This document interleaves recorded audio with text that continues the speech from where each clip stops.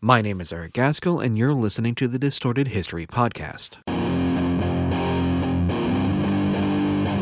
To speak the truth, the whole truth, frankly and boldly. I can give you merry tales and joyous laughter. Shameless, unreasoning, unjustified terror. A long struggle for freedom. It really is a revolution.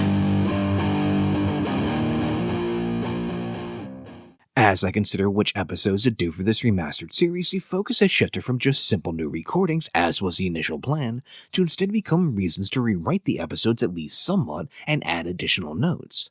So, with that in mind, my series on the history of heavy metal stands out as an obvious candidate for this treatment, considering I did it so early and was still figuring this whole podcasting thing out. For example, it wasn't until halfway through this series that I actually found some books that I could rely upon for research.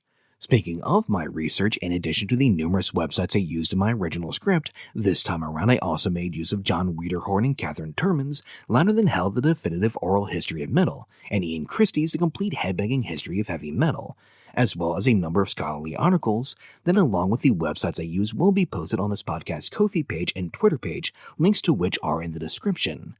And with all that being said, let's begin. Now, I think at this point it's no secret that I like heavy music. I mean, between this series and the numerous sound stories on various metal or metal-adjacent albums, I think that's become pretty obvious. I also clearly have a love for history, which brings us to this series, where I explore the history of heavy metal, and specifically for this episode, I wanted to look into its origins, like where did heavy metal come from and what inspired it. To find its origins, we have to figure out what features we are looking for, so what constitutes heavy metal? My best definition of what's needed for something to be considered metal would involve stuff like volume, as metal typically has to be loud. It also typically has to feature distorted guitars, be aggressive sounding, and be riff-based. Metal also tends to have a lower tone, as in it has a deeper sound. This darker tone can come from multiple sources. For example, guitars can be detuned, so instead of tuning the guitar to E standard, they might be tuned at least a half step down. This tone also often comes from heavy pounding drums and a driving bass. Metal also typically features darker lyrical subject matter. What exactly constitutes this varies, but metal typically doesn't feature happy sunshine and flower type songs.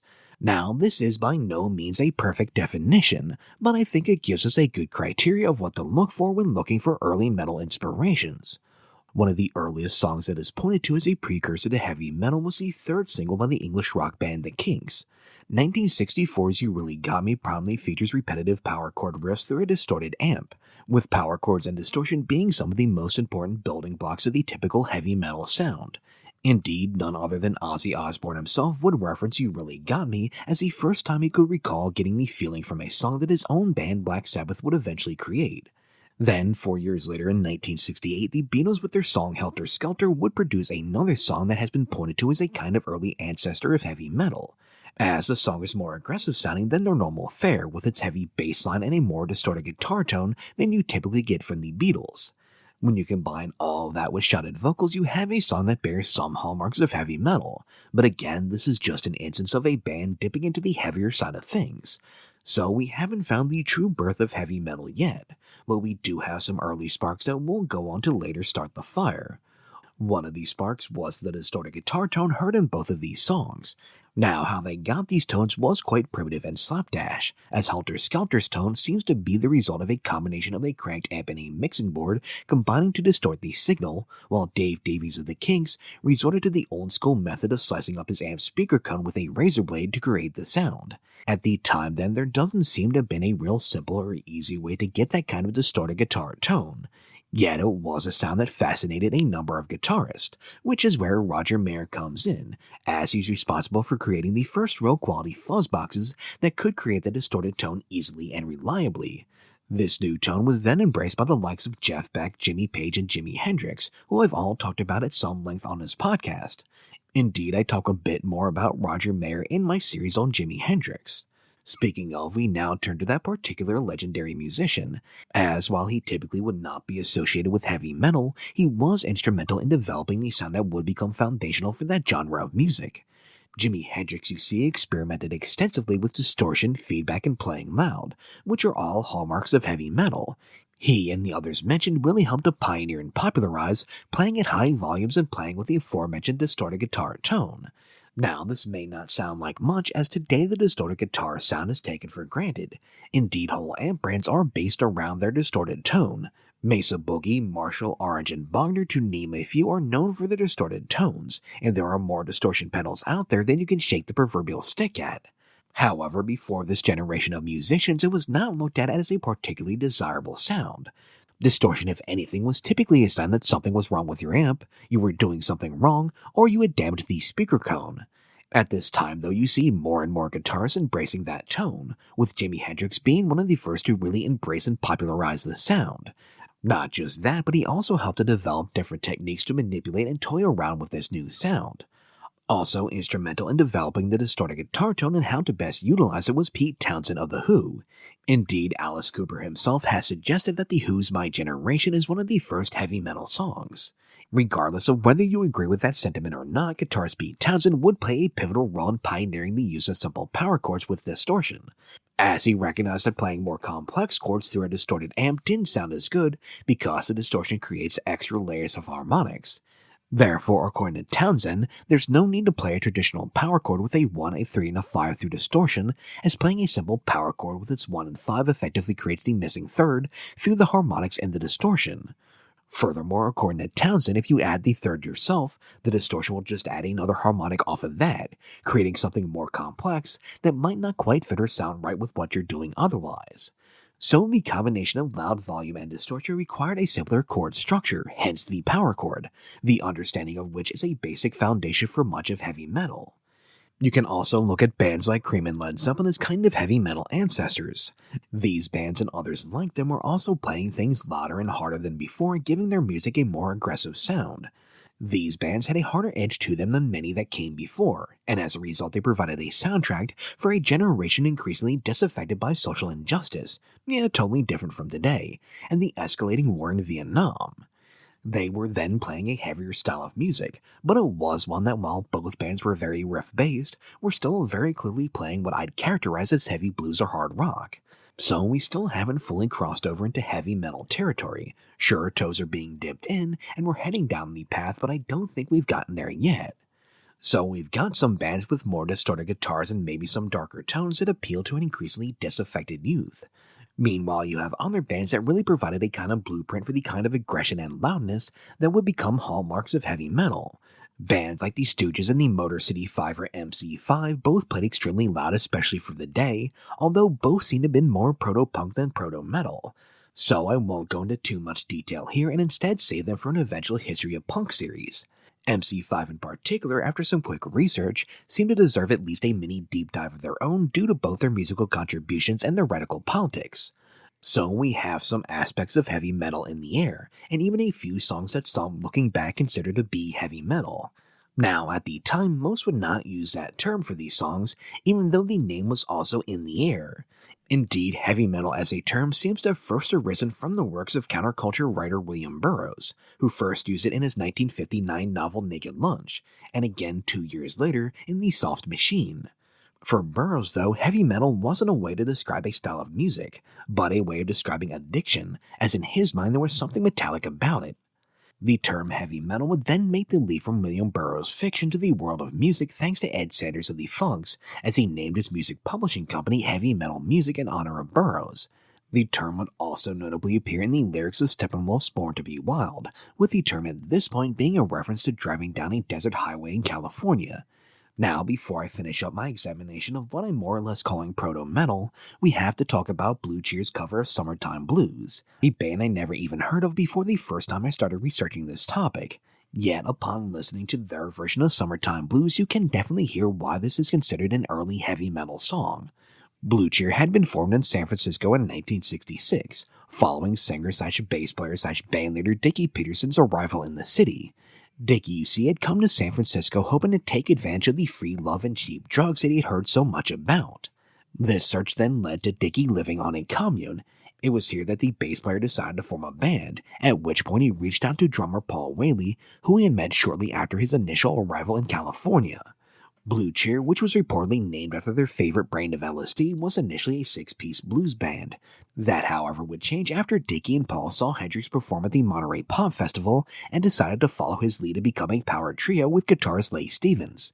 This new slimmed-down version of Blue Cheer looked to follow in the footsteps of Hendrix, the Yardbirds, and Cream by playing a beefier, heavier style of blues.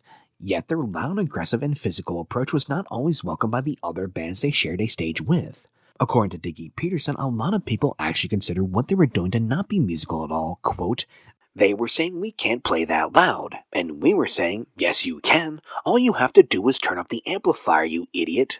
Yet no matter what these other bands thought, Blue Cheer were doing something right, as they fairly quickly got signed to Mercury Records, and from there landed a hit single with Summertime Blues, which was itself a cover of Eddie Cochran's Summertime Blues, a kind of old-timey rock song from the era where musicians wore suits on stage and were edgy because they might swivel their hips a bit.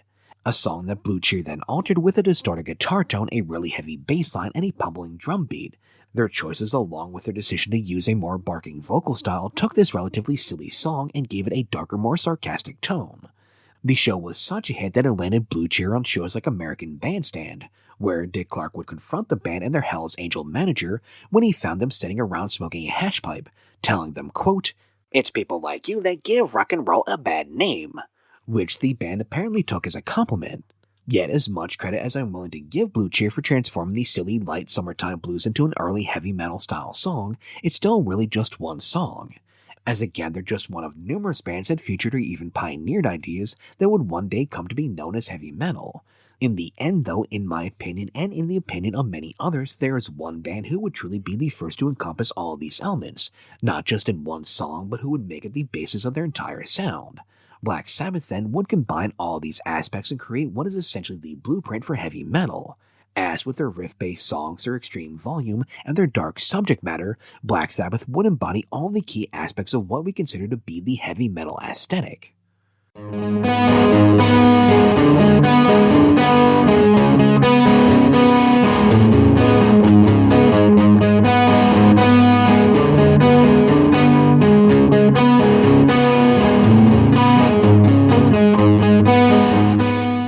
The original Sabbath lineup, guitarist Tony Iommi, singer Ozzy Osbourne, bassist Geezer Butler, and drummer Bill Ward, first came together in 1968.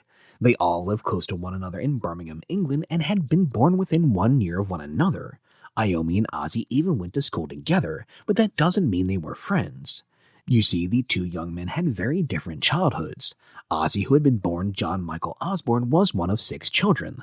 Life at home for Ozzy does not sound like a pleasant one, as not only was his family poor, with dinner, according to his eventual wife Sharon, often consisting of a can of soup that was watered down so it could feed them all, but it was also reportedly an abusive environment.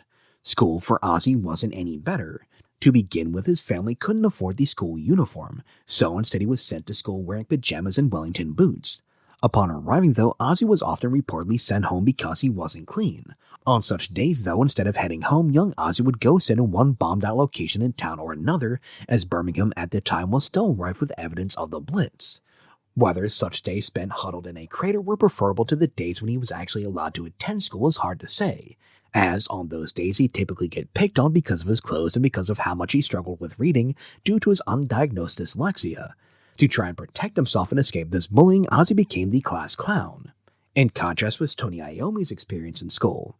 You see, Tony's mother was a candy shop owner, which meant unlike Ozzy, Tony always had decent clothes to wear, and he would also be the first guy in school to have a car. So Tony was much more of a popular figure than the outcast Ozzy. Plus, he was a year older and physically bigger and stronger, which led Tony to bullying and beating up Ozzy. Now, I have seen conflicting accounts of this, where Tony denies bullying and beating Ozzy up, more characterizing their interactions as him bossing the younger boy around, as was the way things were done in English schools. Yet I've also seen this situation described as both being in opposing street gangs, with Iommi stating, quote, "I used to hate the sight of Ozzy. I couldn't stand him. I used to beat him up whenever I saw him. We just didn't get on at school. He was a little punk." Yet, regardless of how toxic their interactions with one another were, Ozzy does recall one other thing about Tony in school, and that was he had a reputation for being a really good guitar player who would often upset his teachers by bringing his instrument to school. Tony then found himself somewhat in demand as he formed bands with other local musicians. Among them was drummer Bill Ward, who he played alongside in a group called Mythology. When that band eventually broke